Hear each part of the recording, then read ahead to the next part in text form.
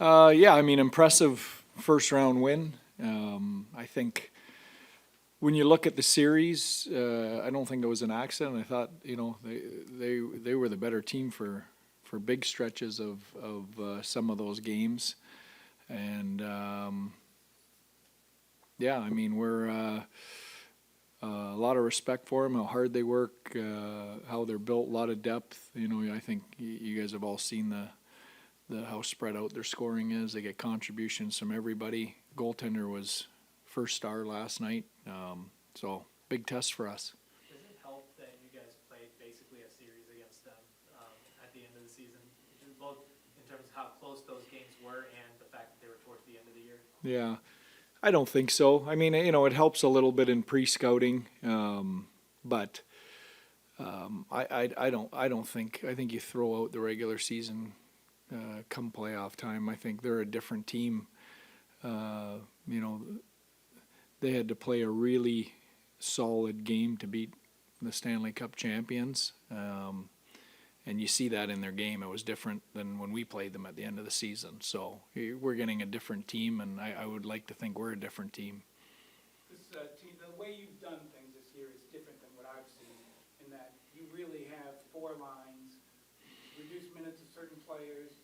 You said a couple weeks ago or a couple games ago, you're not afraid to play any player in any situation. Have you done that in other places? Because this does seem new here, and have the players embraced it? Yeah. Yeah, I think I have. I think that's kind of been part of my belief system for a long time. And, I can tell you the teams that I've gone on deep runs with all have that in common, and I think it's critical, especially as you get deeper into the playoffs. I think, you can never have enough depth contributions. What are you kind of looking for with Pavelski being on the second line? Is it just because the top line is doing what it's doing and Yeah. don't want to disrupt that right now? Yeah, I mean, I thought Segi did an unbelievable job jumping in that spot, and if we can put Pav in a different spot, that makes us better.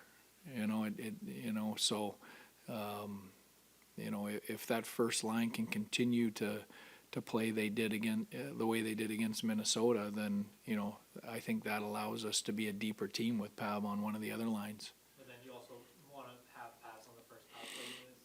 Yeah, well, that's a given. He's got the most goals in the history of U.S. hockey. That would be that's not coaching. That's just looking at the stat sheet and putting a guy out in the right spot. And what did you see from Miller to kind of, or the decision to put Miller kind of back in? Yeah. Well, I think we're going to need everybody here. We're going to need our depth. I'll give you Kivy around to started as a healthy scratch, came in. We wouldn't have won the first round, without his contribution. Same with Hanley. Both those guys came in, gave us really valuable minutes over the last half of that series, and I expect the same now. I think Millsy's going to come back in. We've got lots of capable guys in case there's injuries or we want a fresh body in there, and if we're going to go anywhere, we're going to need all those guys. With the guy the pedigree of Joe Pavelski, I suppose on some level it's obvious, but just what kind of injection is it to have him back? Yeah, he affects every part of our game, and not just on the ice, leadership, between period messaging, on the bench messaging, our power play, our 5-on-5 play. Just he makes every area of our team better. With Joe, I know we've asked you a lot about him, but something Max just said he said it's kind of surreal to play with him. Is it kind of interesting that this guy who's kind of older, his dad missed him by like 1 year. Yeah. To see some of the younger guys have kind of that enamor thing with Pavelski as well. Yeah, I mean, you think about Marchman and Domi, they would have, they're really close to both their fathers having crossed with Joe, and at the very least, Joe would have been, one of the young up-and-coming guys in the league when they were growing up, as minor hockey players watching the NHL. So I'm sure it's a big thrill for them, and they've got a tremendous amount of respect for him and what he does. Going back to the balance issue, it seems like Seattle's the same Yeah. makeup. Does that make the coaching strategy a lot different than it was in the first round? I don't know if that, again, we coach our team. We don't necessarily coach what the other team's doing. So, and I think Seattle's real similar. I think, they rely on depth and depth scoring, and that's why they're sitting where they are. So, this is going to come down to, which team can dictate more of the play, throughout their lineup. And last series, you mentioned a few times that Minnesota took a lot of penalties. You had to take advantage of that. Mhm. Seattle, not so much. So how do you kind of do you Yeah. just kind of play your game? Like, Well, I said that, and I think we ended up with Minnesota ended up with more power plays than we did. So that didn't, hopefully that flips this time around.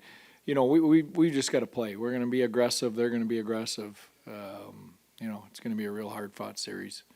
You know this because you've been through this a lot, but each time you win a round, it seems like things get more serious, more attention on you. There's more stuff going on around it, right? All the ancillary things. What do you tell your team as you get ready for a next round? Yeah. Well, that's a great problem to have, right? The hockey world turns their focus on, a small number of teams, and that gets smaller every week. We talked to our group today. Two weeks ago, there was 32 teams playing. 2 weeks later, there's 8. It gets down really quickly, and you're left with the best of the best, and it's great hockey and a great problem to have that all eyes are on you. as a fan of the sport, just what does a day like yesterday do? Kind of when Colorado loses, Boston loses, Yeah. what they do, and how do you kind of view that in terms of how wide open the Yeah. thing is? Well, it just shows you how hard it is to win in this league. It's hard to make the playoffs. It's really hard to win a round and end up in the spot we're in here with 8 teams left. Toronto hasn't done that in 19 years. Boston, we saw what happened there with the best season in NHL history. So it's Colorado's defending Stanley Cup champions. It's a really hard league, and there's parity everywhere. Anybody can beat anybody. Great entertainment, but it's tough on the stress level